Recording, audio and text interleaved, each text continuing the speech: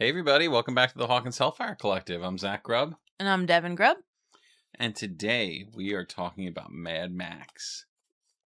Max!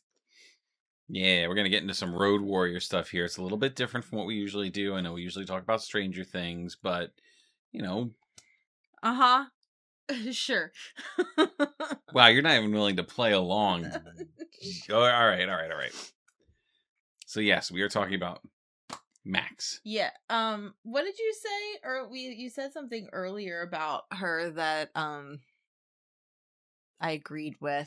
She is the show's trauma dump. Yeah. And Poor in girl. a show with lots of trauma. Poor Max doesn't get any normalcy in her life whatsoever. Really. I think it's the implied. Most that we see is in season 3. I feel like when she has her, like, her girls' day with 11. But like even then, it's more along the lines of, hey, things aren't quite as dangerous for me because ever since I kicked the crap out of Billy, he kind of keeps a distance. Yeah. But, like, she's still living with Billy, so like her life is not great. No. So that's what we're going to talk about today. Yes, it is. Starting with season 2, because that's where she makes her grand entrance. And she's the topic of interest for our boys. Because the Duffers were like, we need another girl if this is going to go anywhere. I mean, I love Max. So I'm not complaining. Yeah. Max is a fantastic addition to the party. Like, she fills a gap that they really needed, which was somebody to go, hey, are you all, like, crazy? Yeah. Like, what's wrong with all of you? Kind of how she is with them until until the junkyard where she actually sees the demodogs and everything. But even then, she's still a little bit like, yeah, even when are you she's sure they're not bears? Are you sure they're not bears? But like, even when she's been exposed to all the craziness that is Hawkins, she's still the party's like, okay, everybody, chill the fuck out. Yeah, she's like, definitely more grounded. Than them, and I think part of that is because of her home situation. Yeah, and we'll get into this when we talk about season 3. Yeah, but I feel like that's kind of what keeps her, at the ground level, because her home life is not great. So she's like, I can't be in the clouds in your little fantasy world that you have going on, because that's not reality. Right. This is reality. Except when I'm with 11. Right. So, where do you want to start with her? I said 2? Like, she knows they're spying on her immediately. She's a little badass. Yeah. She throws big words at Dustin. I don't know. Because she's smart. She is smart. You're right. She does. In like their first real conversation, she does. She throws big words at Dustin. And of course that means he's smitten because he likes the smart ladies. Yeah. One of the first things we see is her relationship a little bit with Billy and how that's not good. That's a powder keg about to explode. Yeah, not a good relationship. Which, I mean, it's Billy, so, Yeah. She's, I mean, to keep on that, I guess, on that page, she is disturbed by his level of hatred towards Lucas. Yeah, I mean, really towards all of them towards in the beginning. All of them in the beginning. Because, she solidifies herself as a good person and somebody we're going to root for right there at the beginning when Billy is in his car ready to run them over. Right. And, like, he absolutely would have killed those kids if she didn't grab the wheel of his car and pull. Yeah. This isn't Billy's episode, but I feel like we can't talk about Max without talking about Billy, because they are so... They're combined almost. Their stories are deeply woven together by virtue of the fact that they're brother and sister, even if it's by marriage. Right, step siblings, right, like normal siblings, whatever. They're still in the same family. Yeah.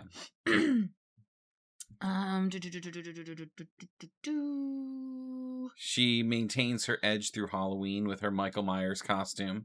Yes. And ribs Lucas the entire time. Like, it's pretty clear right out of the gate that she at least has some kind of passing interest in Lucas. Yeah. Yeah. If for nothing else, because he's easy to pick on. He loves her so much. Yeah, like right away.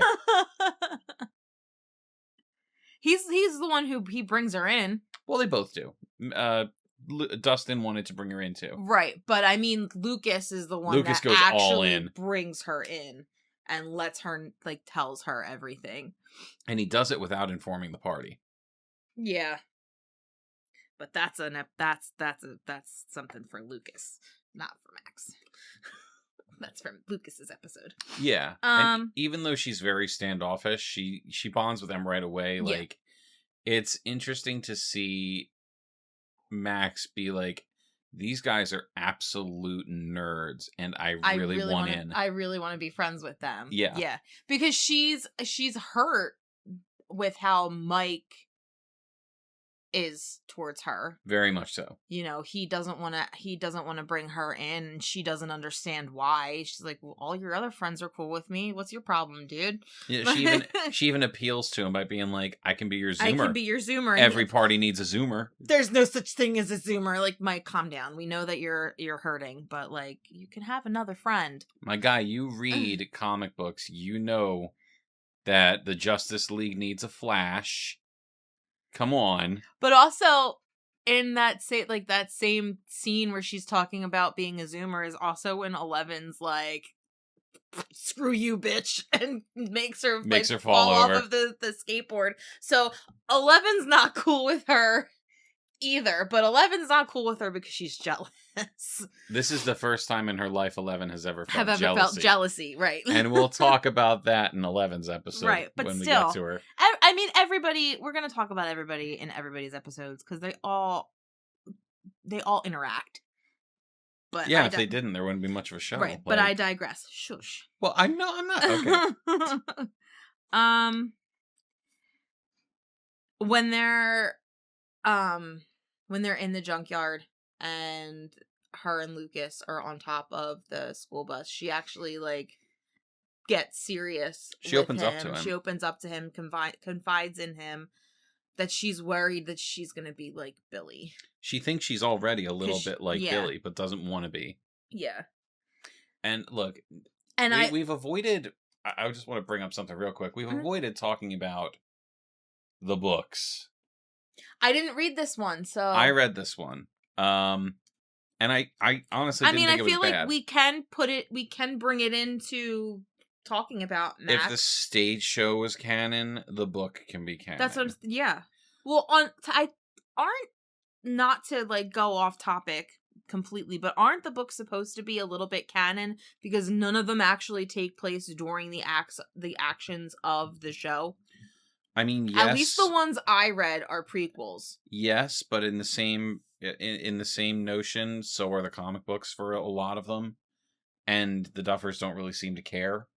So it's all like pseudo canon. It's meant to be until it's not convenient anymore. We're kind of past that point now. As of right, the show's over. So exactly, we're past that point. So I think if we're gonna, as long as it doesn't negatively affect anything in the show, I think it's fair to say that it's canon. Okay, so we're gonna say that Max's book is canon. So I didn't read it, but you did. So what do you? I did.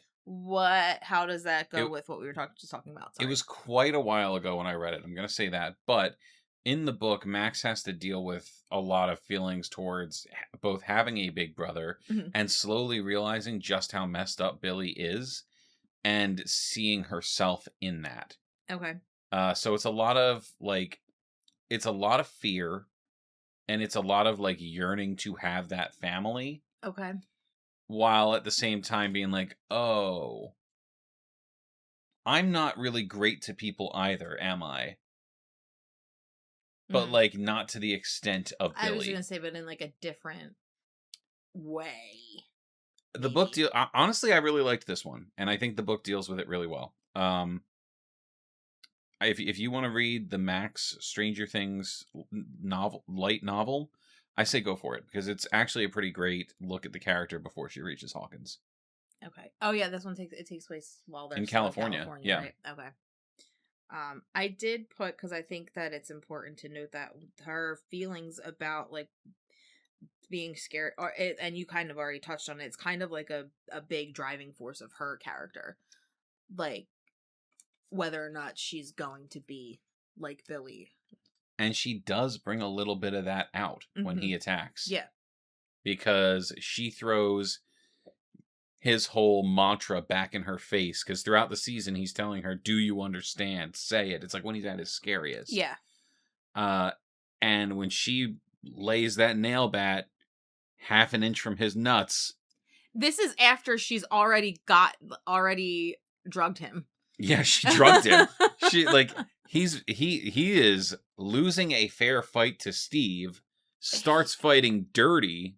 Yeah. And then gets Steve on the ground and is literally beating him to within an inch of his life. And Max is like, screw this. She stabs him in the neck and drugs him. And then takes Steve's nail bat and puts it right between his legs and says the line. I forgot she did that. Do you understand? Say it. Throws it in Billy's face, and Billy, without getting too deep into that character, his own trauma has him drugged as hell going, he says it. He says it. He's like, I understand. No, I said she gives no fucks, uses Billy's abusive tactics on him. Yep. Which is what she did. And this is when I'm going to say it for this episode, because it's Max. And she saved Steve. Steve is the big brother that she deserved. Yeah, no doubt. Just putting that one out. And if she didn't thirst over him a little bit in season 4, I'd say that, yeah, that's pretty much their relationship. Girl, I see you. Yeah, so does every other lady in Hawkins. Except Robin. This isn't Robin's episode either. Let's focus on the task at hand. It's Max. So then she gets another great moment almost immediately after that. She shows herself as the Zoomer and drives the Beamer. Oh, and drives the Beamer. Yup. Max is a force to be reckoned with in season 2. I love Max. She is fantastic. I remember when we found out that they were adding another character in season 2, I was like, what is this? It's like, who is this little girl? Who is this small freckled child? Right. And then I was just like, wow, she's great. Yeah. I love Max. Yeah. You know what? It's like 100% Sadie Sink. It is. It really is. I don't think anybody else could have played Max. Yeah, she kills it. Yeah. All right, so I don't have anything else for season 2. I don't know if you do. I don't, but there is like one other small thing in season 2. When 11 does come back, Max is pretty psyched to be meeting her. Yeah, because she's heard everything about her. Yeah, and she's like, oh my god, she's real. And I just watched her throw a Demodog across the room and kill it. With her mind. And then open the door and all locks with her mind. It's like, oh, everything they were saying was true, not just the scary stuff. And 11's like, okay, bitch. Right. She she doesn't even want to say, like, walks right past her.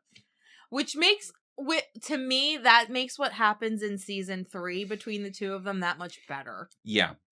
Because they go from, I mean, I don't want to say being enemies, because Max never was never like, I don't want to be friends with you. She was immediately like, I want to be friends with you too. It was 11 who wasn't. This girl with superpowers and slick back hair and a leather jacket walks in, and Max is like, yo.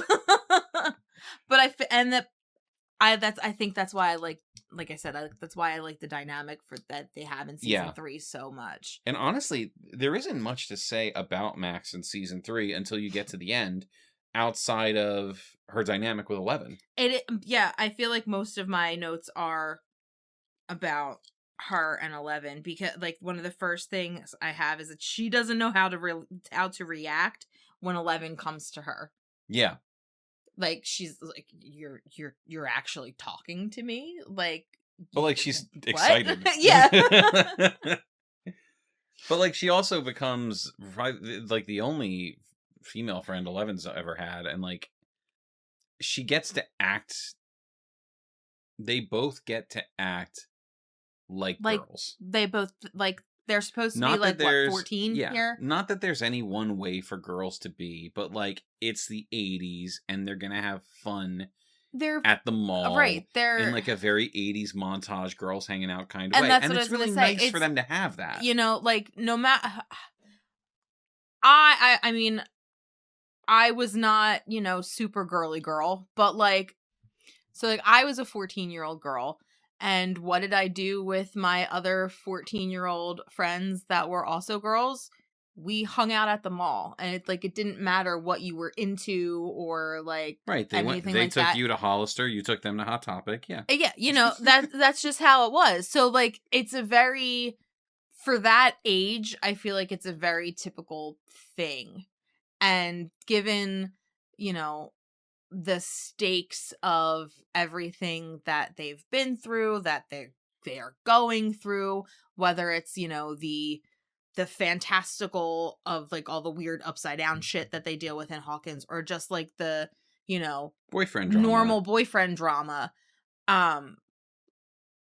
It's nice to see some normalcy between two characters. And even though Max is kind of leading the day, she's never done that either. No. Like... No, because when they were in California, she was, what, 11? Like, she wouldn't have been able to go to the mall by herself. She was lucky she got to go to the arcade by herself when they moved to Hawkins. Yeah, and honestly, like, I kind of feel like if Billy's parents, or if their parents knew that he was leaving her there by herself, probably would have been a problem. Yeah.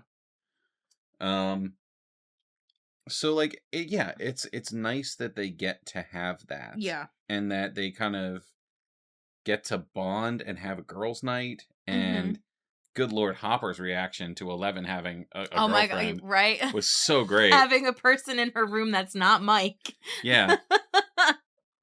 He's like, you guys have all the privacy you want. I'm gonna have a beer and watch TV. This right? is great. Like, this is Max, you come over whenever you want to.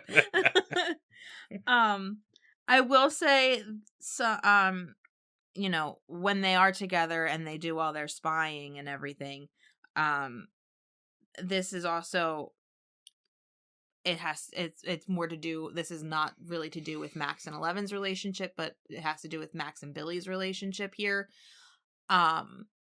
Even though she does not like him as a person, when 11 tells her that she's, like, found him when they're doing their spying, doing something messed up, she's not just willing to be like, oh yeah, that's probably right. She's like, look, that's my abusive brother. No. That's she you know, she wants to investigate it further, because she's like, yeah, he's a bad person, but he's never actually done anything bad. So I can't just, yes, you are my new bestie, but I can't just take what you're saying at face value. Well, he's never gone that far. Right. But I can't just take what I can't just take what you've told me at face value. Like, we need to get into this a little bit further before I'm going to be like, yeah, let's do something about it. I think before we move on with story stuff from that point, I think we should call back that entire hangout again.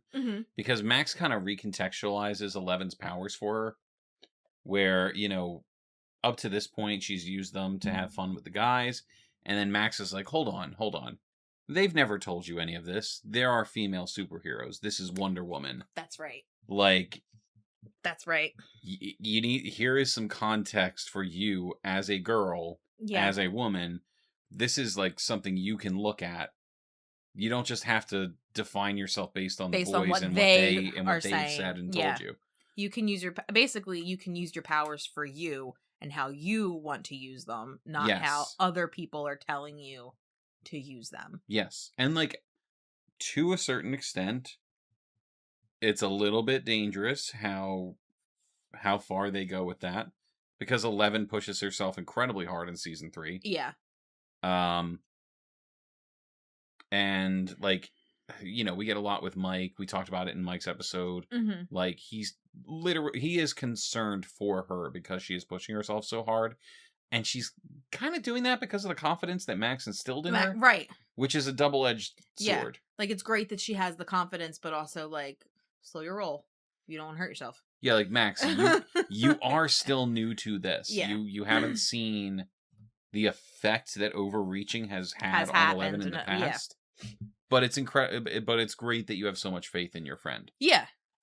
And that you've given her the confidence to push herself. To be her own person. To be her own person. It's not 11's episode. Also, we didn't mention it, but kind of the gag of Max and Lucas this season is that she's constantly breaking up with him. Yeah. Because Lucas is a little dumbass. He doesn't know how to have a girlfriend. No, and he's just like talking to her like she's just one of the guys still. Like, oh, is that a new zit? That is not something you say. Yeah, you drink all of the water. Did you seriously just drink all the water? Oh, did you want some? Like, what the hell, dude? But it's teenagers being teenagers. Exactly. And like going back and watching this season, like I actually do like this season. I think I've said this already, but on a revisit, I've grown to appreciate season 3 a lot more. Because it really is just, it's the most that you see them get to act like kids. Yeah. Because Except Will. Poor Will. What about Will in this season? The poor guy's going through it the entire season. Yeah, he just wants to play D&D. And then the smoke monster. That's season 2. In season 3. Oh no, you're right. He's got the flyer. He has his goosies in this season. Got the goosies. But he's still getting to act like, and he's dealing with growing up more than they are, and being on the back foot of growing up because of everything that happened. Yeah. Gonna pause real quick. Shout out to Ham Radio once again. You guessed properly that we were talking about Max this episode, so you guys are awesome. Thank you for being our only listeners. Yes, thank you for listening, and thank you for interacting with us on social media. It means a lot to us. If anyone else is listening, enjoying the show, anything like that, throw a couple of comments. Please, just say hi. And we'd love to talk to you. Please feel free to interact with the posts that I make on Instagram. I like doing the little guessing game every Monday as to who we're going to talk about on the Friday episode. So, interact. I'm also going to be doing some cooking soon because I bought the Stranger Things cookbook. So that should be funny. That's going to be fun. It should, you want to watch me cook some recipes. Anywho, I did write down that when shit starts hitting the fan, Max is the one who teaches Nancy how to dress a wound. I put that too. I said she taught Nancy how to properly take care of a wound. And that comes in handy. It does. Nancy has to take care of lots of wounds. And they look at her like, what? And she's like, I'm a skateboarder. Right. I'm constantly patching myself up. Look, are you crazy? So that's actually all I have for Max in season 3. Yeah, so do I. But I feel like we both forgot about the end of season 3. Well, I didn't. But I didn't write anything down because it is a very memorable thing that happens. And I think, keeping this in mind, Max gets some of the best scenes in the entire show. Max gets a lot of really good scenes. She gets she deals with a lot of meaty shit. Yeah, everyone always remembers, running up that hill, but right. This is also one of the best scenes of the show. Yeah. When Billy bites it and she's screaming after him. Yeah. It's really good. Yeah. And what happens here with Billy dying, sacrificing himself so that to protect 11 and therefore everybody else, that is telling her he's sorry. Right. That's that is it's the crux of her character. That is the catalyst for season 4. Yeah. With her. Mm-hmm. And we do, we get to see things being fairly normal for her at the end of season 3. Right. But it kind of, in retrospect, feels like she's trying to be that way. I feel like, and I didn't write it down, but I think we talked about it when we were watching it. So the end of season 3, when they're moving, the Byers and 11 are moving to California. That takes place 3 months after the events happened, and that all happened 4th of July. So that happened in July, and we moved to October. So they have already started high school. But 11 is still there. And I think that's a big reason why when we see Max in season 4, she's a completely different person. Because her best friend is not there anymore. And I feel like that's and they both suffered huge losses. Yeah. In season 3. So they kind of had each other to like lean on. But now that they're apart, they don't have that anymore. So she's kind of It's honestly withdrawn. Something I wish we could have seen. Yeah. Like it would have been like, just even if it was just in like, flashbacks, it didn't have to be like a whole thing, just to kind of get a little bit of what happened between October of 1985 and March of 1986. Like, I know you can't put everything, but just to have like a little snippet into their lives, honestly, into all of their lives between that time. I'm also willing to bet that in those 3 months, they hadn't reached the point yet where Max's mom had to sell the house. It's possible her stepdad was probably still there. Right. Because when we meet Max in season 4, she's has completely withdrawn herself from. She's going through it. She's going through it. And she's not they're not living in that house anymore. It's just her and her mom, and they're living in a trailer park. They lost their house. They lost the house. Her mom's working 2 jobs, and she's picked up a drinking habit. Yeah. So, there's a lot happening. So a lot happened in that time period. Plus, by the time we see her, she's already dealing with Vecna. Yeah. Yeah, because she just doesn't know it yet. No, she's, we see her, she's taking a lot of aspirin. Yeah, and we get a little flashback later on to her getting her first having a nosebleed. Yeah. But that's where she finds Chrissy in the bathroom. Chrissy's having one of her Vecna visions, but Max is taking Advil or Tylenol, whatever she's taking, for her Vecna headache. Yep. And I think it's interesting that, or at least important to mention, that at the beginning of the season, we see that she's still sitting with Mike and Dustin. Yeah, like, she is still with them. There's some small level of effort there, like, to not completely isolate. Yeah. She's giving them shit and acting disinterested, but she still goes to them. Right. However, clearly she is in their lives enough that Dustin felt it was okay to go to her and ask if she would fill in for Lucas. Do I get one of those cool shirts? Right. With Hellfire. I feel like if she wasn't like still sort of be like friends with them, that he wouldn't have gone to her. Right. And why is he gonna go to her if she's not really their friend? And if you have the context of the interstitial stuff that was released, like, it wouldn't have been her first time playing D&D. She's been a Zoomer with the party already. Right. So, like, it's not as weird for Dustin to be like, hey, come play with us. I think the person, like, honestly, sorry not to cut you off, good. But I think the person out of all of them that she's like fully just, is Lucas. It's the next thing I was gonna say. Yeah. It does seem like she's completely cut herself off from Lucas. Yeah. I actually, the stuff that I had said about 11, I did like make a note of, so okay. I remembered to talk about it without looking at my notes.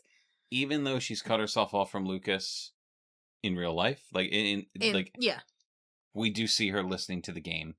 Right. She does. Yeah, she's not at the game, but she's listening to it. She hears that they win and that he made the last won shot. The game for the team. So like she knew that when his friends didn't, because they were at Hellfire. They were at Hellfire. She doesn't. I feel like she doesn't want to be there, but she also doesn't want to not be there. You know, do you know what I mean? She doesn't want to close herself off completely. Entirely, right. But she's seeing that as the way to get through. Like, that's how in order to come out of the other side of this, I need to go through it alone, basically. Yeah. But she doesn't. Oh yeah, right. Didn't go to the game, but stayed home and listened. If anything, she's still keeping her friendship with Dustin alive. That's my next note, because I said she still trusts Dustin, because after what happens with Chrissy at the trailer park when with she Eddie, sees Eddie run away. She knows that Dustin has ties to Eddie. Obviously, she can't go to Mike. Mike's not there, but I don't know that if Mike didn't go to California, I don't know that she would have gone to him anyway. I think Dustin still would have been the first move. Right. She immediately goes to Dustin and is like, "This is what I saw.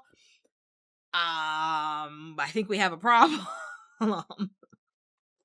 Yeah, she starts piecing together how much trouble she is in. Yes. I also wrote Mad Max is stealing shit. I said not above stealing. I don't know what that's about, but because was that when she breaks the Big Daddy Steve, the guidance counselors? Yep, okay. they take her to the guidance counselor. Big Brother Steve. Big Brother Steve. That's one of his nuggets. It's one of his nuggets. But after she does that, that's when she breaks into the office and she reads the file. That's when she finally confides in them what's been happening with her. Because then I feel like the realization hits that, like, oh shit, I'm gonna die. I'm next. And like she is pretty sure she's not gonna make it. Yeah. And she's accurate. She handles it surprisingly well. Like, she writes letters for everyone in her life because she cares that they get closure afterward. Yep. Well, the important people in her life. She thinks, she trusts Lucas with those letters. Right, from Mike, Will, and Elle. Yes, the people that aren't there, that she has letters for, and she's like, you give this to them. You have your own, but you need to give these to our other peeps. Yeah.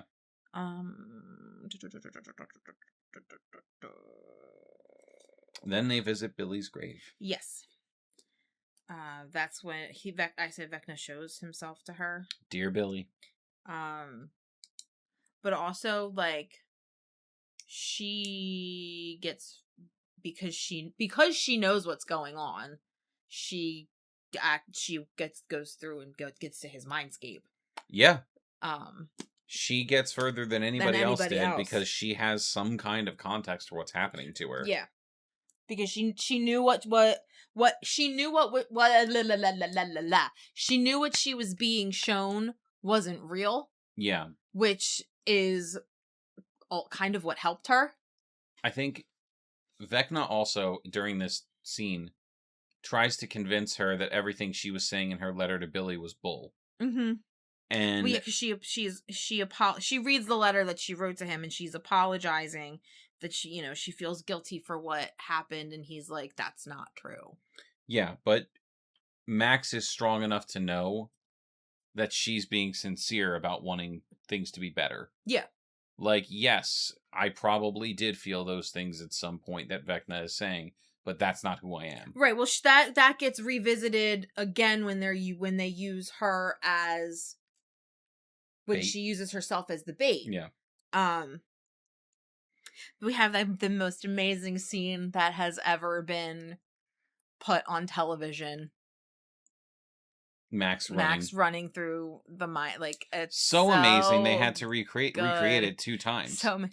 But nothing will be as good as the first. Nope. Nothing will ever be as good as the first. We already talked about it, but I put, she's literally just a girl when when they're watching them on the boat. Steve takes his shirt off and he's like, I keep telling him to trim it. And let me see. No, it wasn't like, give me that. She's like, oh, yeah, gimme. Yeah. That's I said, she's literally just a girl. Like, let me see that hairy boy. It's very hairy. So then we get to the end of season 4, more or less. Right. The second. What? We gotta call out the reconcile. That? No. reconciling with Lucas fully. Yeah. Like, really having their talk together about when she was happiest. She was happiest at the snowball. Yeah, she doesn't say it, but they both get it. But that's where she hides. And they have their moment before she gets Vecna where, with the drawing. Let's go to the movies. The drawing, the picture. Drawing. And they do. They get to go to the movies. But that's not until season 5. Yeah, we're not there. We didn't. It happens almost entirely off camera. We only see it for a second. Anyway, she uses. So we're now. She's reading her second letter. And she. What? I'm talking where there. She's losing the debate. She doesn't read a letter during that, does she? What? I thought she reads a letter when she's like. No, she just basically says, "Hey, bitch, come get me." No, I'm talking about when she doesn't say that. She's saying all this stuff about how she's relieved that Billy is gone and everything. When they're in the attic before. Oh, yeah. Right. When she's talking to Vecna. When she's talking to Vecna the second time, she's basically confirming the stuff that he said to her.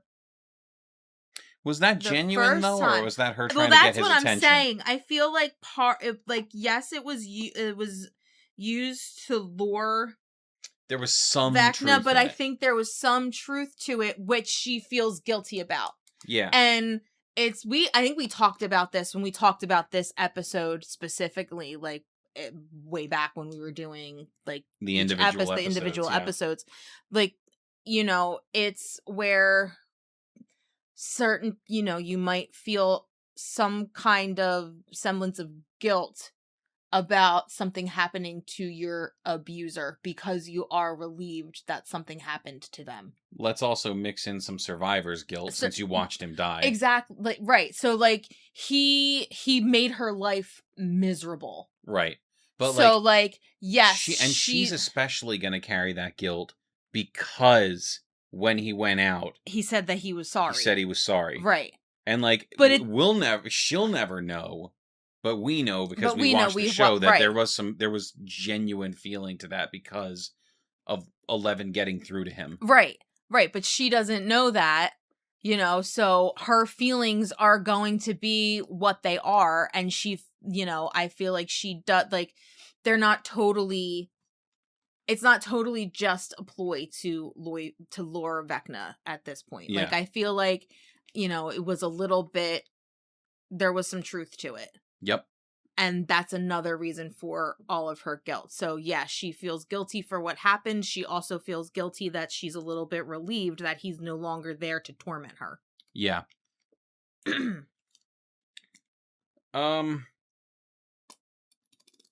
And then we have the heartbreaking scene of watching Max get partially Vecna'd. Oh my god. And her begging not to die. Oh my god. It's just... But again, I'm going to say this. Sadie Sink, chef's kiss during this scene. My god. Her and Lucas. And Lucas. Caleb McLaughlin in this scene is like... They were incredible. The two of them have such amazing chemistry anytime that they are together, and I feel like because their chemistry is so great, that scene was even that much worse. Yep. It's so heartbreaking to watch. No matter how many times you watch it, it still gets me. And I'm a huge Eddie fan, and I'm not crying because he's dying. I'm crying because she is. You did cry when he died. But more so with the two of them. It's worse with Max. It's worse with Max. Also, just gonna throw this out there. Just gonna put it out there. Yes, Sadie Sink is gonna be in the next Spider-Man movie. She's gone Marvel. No one knows exactly who she's gonna be. There's talks that she might be Jean Grey. I've seen that's what I've seen the most. And I this was called out immediately after the season finale, but Caleb's out here doing Spider-Man jumps for some reason. I was doing Spider-Man. I know you were. She's doing flips. So look, we don't have a live action Miles Morales. We don't. I would love to have one. And there is historical precedent for Spider-Man and Jean Grey to date. Gimme it.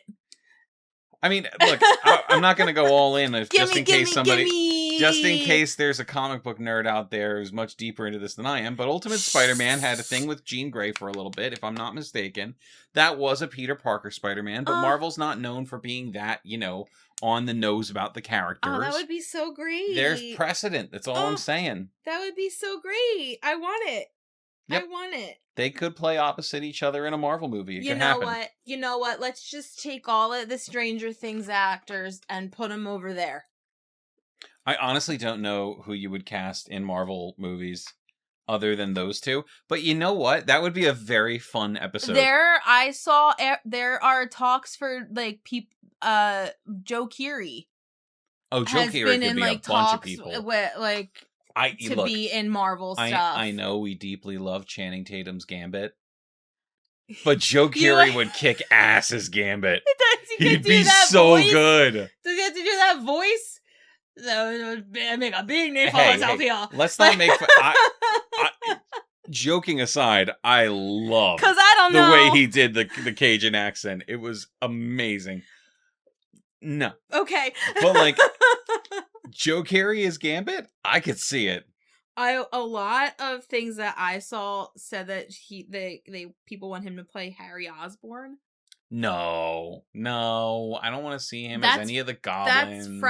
That was Franco in the Tony. That was Franco in the Tobey Maguire one. Yeah, it's okay. No, I think that's a terrible decision. That's wasting the actor, wasting talent. Yeah, okay. We digressed. We'll get back to Max, but I actually think that would be a really fun idea for an episode. Comment if you want to see this, if you want to hear this. Oh yeah, comment on here or on the Insta. Devin and I will each make a list of who we think should be characters in the MCU. Oh, if you need help, I'll help. I was gonna say I'm gonna need help, but we won't tell each other our picks, and we'll talk about it. I only know the ones that are already out. Look, if we just look through a list of X-Men, you'll be fine. Okay. All right. Season 5. Season 5. Oh, wait, no. Before Season 5, one last note here. Okay. Max is blind at the end of this season. She's blind. Yup. Yes. That doesn't go anywhere. She is. No. That goes nowhere. She's not blind anymore. No. You know what? I'm going to chalk it up to Eleven's magical healing properties. Even though she doesn't fix her broken bones, I guess she restored her eyesight when she brought her back. I mean, or it restored itself because they were closed for 18 months. No, you don't just restore blindness. I mean, look, temporary blindness, yes, it absolutely happens. But you know what? I'm not a medical expert. She slept the sleepies away. I am not a medical expert, but I'm fairly certain when your eyes go completely white, that's permanent. Again, I am not a medical expert. I may be speaking from ignorance. I feel it's possible. No, I feel like you're not wrong. That when she woke up, Sadie Sink is Daredevil. She probably still should have been blind, given the fact that she was bleeding from her eyes because he had almost sucked them out of her skull. Yeah. So, yeah, but I'm going to overlook it. Season 5 starts. We're in a coma! That's okay. The Duffers overlooked enough for everybody. Everything. I actually don't have a ton of notes on Season 5. Mostly because, maybe there should be, because we do get a lot of Max in Season 5. I mean, she's living it up in Henry's mindscape. Yeah, she's kind of a supporting character in Season 5. She's a support for Holly. She's a support for Holly, and then for 11. 11, yeah. Max doesn't really have much going really on have for her herself. Own stuff, no. Yeah, she wants to protect Holly. She tries to help Holly get out of the mindscape. Then I'm awake! Okay. Because she wakes up. You're going to wake our daughter up. She's fine. I wrote, she does share her trauma with Holly, and that's actually a really great, intense scene.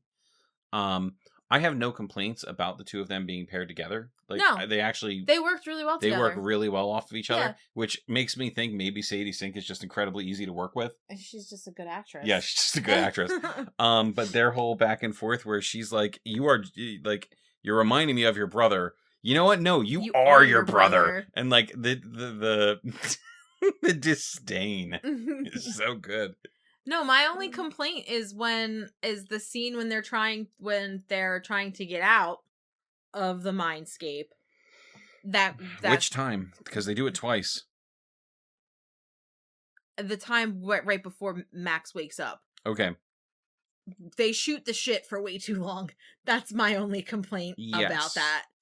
And I understand it's this big, like, you can be a hero too moment for Holly. Right. I get what, like, there's nothing wrong with the conversation. There's nothing wrong with the conversation. The placement of the conversation is like, this is very intense. You should be going now.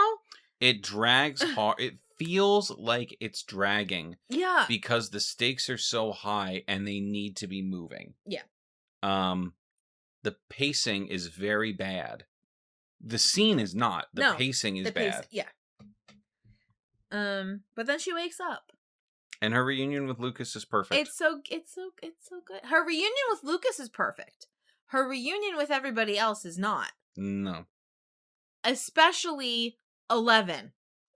We just spent, however it was like a good 15 minutes just talking about their friendship. 15 minutes talking about 11 and Max's relationship and how they were best friends and how we think that the reason for, Max kind of retreating into herself in season 4 is because her best friend 11 is no longer there.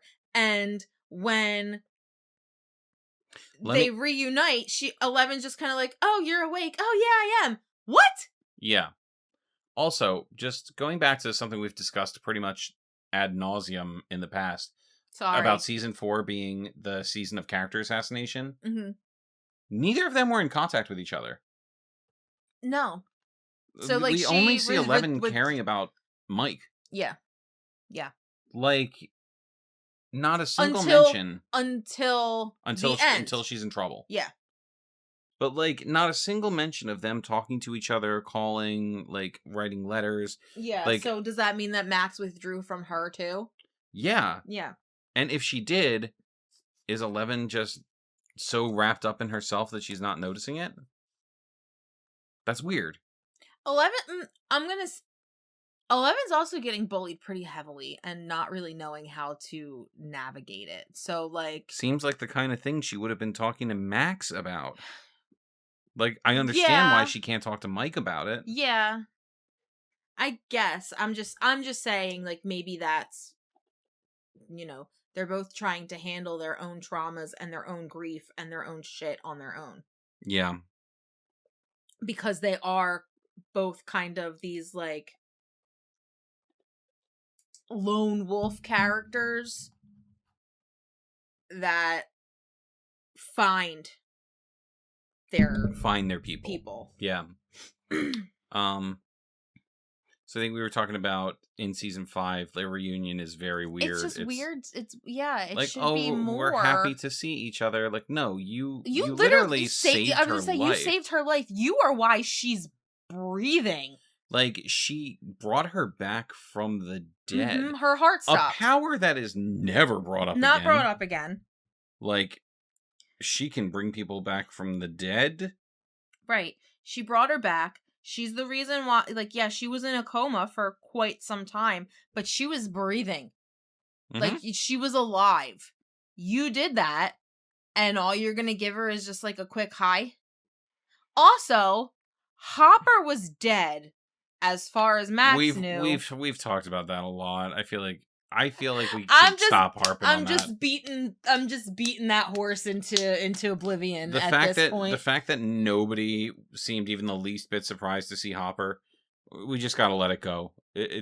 We know it's bad. I mean, we were talking about the reunion, which is why I brought that up. Yeah. And then they again though they use Matt. Like, the next thing is really that I have is Max guiding Callie and 11 through the mindscape to save the kids. Yeah. And again, like you said, she's used as a support, not as her own person. Yeah, really. she acts in a supporting role throughout season 5. Yeah. We don't get a lot of Max being a focus, which is understandable with the stakes and the fact that not every... But you know what? Everybody kind of gets their moment. And I feel like even when Max gets her moment, it's as a support for someone else. Even during her and Lucas's reunion, that's a scene for them as a unit. It's not a scene for Max. Yeah. Yeah, she doesn't really. I mean, like the only thing that was like her reveal that she was the one who left the letter in the mailbox. Like that was a great reveal. We're like, oh my god, it's Max. Yeah. But like then it's so that she can take on that role. Take on the role of Holly's helper. Yeah. So I don't know, but I love Max. I mean, if you think about it, I'm trying to think if that happened to multiple characters, and I kind of don't think it. For a second, I thought maybe Steve in season 5, because he is playing a support for basically everybody else he interacts with. But he gets his big moment when he comes up with the plan. Right. But you can't. I feel like you can't use him as that kind of an example because he's kind of always the support. Steve has multiple scenes. He has a lot of moments, but like I think he has multiple character scenes in every season that are about him. You know what I mean? Yeah. And I feel like we don't really get that with Max this season, and it's kind of a bummer. But like again, I'm willing to let that kind of slide a little bit because they have so much to get through. There's a lot to get through, and you know, she's been gone basically for 18 months. But like you took her out of the fight against Vecna, which kind of sucks. Yeah, everybody else was there except for her. And she was arguably the most affected by him outside of 11. Yeah, like she didn't have a trauma moment that everybody else did. I'm over here, you know, talking to you about how... We talked about this though. Joyce don't know shit about Max. No, that's not what I'm not talking about. Oh, you're not talking about the wax? Well, no, I'm talking about how like when Vecna gets killed, they they pan to everybody in that area and show like how they've been affected by all the stuff that happened. Like they show Nancy and Jonathan and Will and all these people and how I've only been harping on the fact that like Robin and Steve didn't get that, but I wasn't even thinking that no, Max doesn't get that either because Max isn't even there. Yeah. And Max should have that. Like, yes, you weren't going to push a wheelchaired Max all the way through. But but like, I don't know. She wasn't involved. She's been in Vecna's mind. She's connected to him as well. And that's what they used that. They could have cut to her during that scene. You know what I mean? Yeah. Like, I sense a disturbance in the force. Like, I don't know. No, I get what you're saying though, but no, she couldn't have been in the actual fight because, you know, she was like atrophied at that point. Like she's she's got to get her groove back, which she does because 18 months after that, she's skateboarding again and graduating high school. We're not going to beat that dead horse anymore either. This is her episode. That girl caught up with an entire year's worth of coursework in 18 months. But you know what? You said something before, and it kind of makes sense. Her friends are super nerds. They are. And she's no slouch herself. She's smart. No, she's super smart, and her friends are super smart, so she probably got, you know... Her boyfriend was tutoring her every day, I'm sure. Yeah, they all probably were. You know, It's all good. She's fine. Except Mike. We talked about Mike already. Yeah. Let's not go backwards. So I think that's pretty much it, unless we want to say anything about the final scene of the show and what she got to do there. She's the one who calls out the ending being bullshit, which I feel like if anybody at the table was going to be the voice of the audience, I'm glad it was Max. Yeah. She's my Max. She's so good. She's just a great character. Yeah, a wildly good addition to the show. Yeah, great character. I think about the ending scene, and it's. I know it still chokes you up. It does. It's a good scene. I mean, it does for me too when I watch it. I'm just like, oh, but it's a great scene. The babies are all grown up, right? That's it. Like we've watched these kids grow up. Team up with Charlie, take these kids for a ride. Oh my God. Go listen to Joe. I feel like I need to put something else on in my car. No. Listen to Joe. We've been really digging his music. Listen to Joe. That's, we know I'm a huge My Chemical Romance fan. We've talked about it. We've made fun of me. But listen to Joe. That's actually relevant to this because it's Joe Keery's music. Like I just said, it's really good. It's good. We picked up the Crux on we vinyl. We have it on vinyl. It's wonderful. It's so good. Anywho, I don't have anything else left to say. No, I think that's pretty much it for Max. Like we said, great addition to the show. I still want to say I wish she was utilized more in season 5, but I still feel like she was underutilized. She was underutilized. And like, yes, there were a lot of things happening in the season that wouldn't have happened without her, but it still doesn't sit right with me that a main member of the party couldn't have been more involved in the final showdown. Yeah. And to be fair, look, I've said a lot of crap about season 5. I do understand how impossible it would be to write that in. Yeah. I do. It's just it just feels wrong to have her so far outside of it. Yeah. She could have been involved just a little bit more. But we digress. As we always do.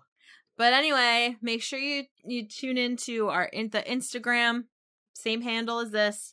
I will be posting clues on Monday as to who we are going to be talking about next week. So be on the lookout for that. I picked or attempted to pick harder clues. So maybe it won't be as easy, although I still think that our buddies at Ham Radio will get it even We're if never they gonna are stump harder. Ham Radio. No. It's not going to happen. But talk to us on social media. I respond. I do. Yeah. Hit up the comments. Talk to us on Instagram. Give us some love.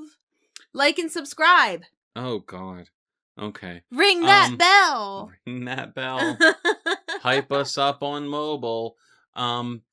If you look, we would like to know, who do you think from the Stranger, or who from the Stranger Things cast would you like to see in Marvel roles? Oh yeah.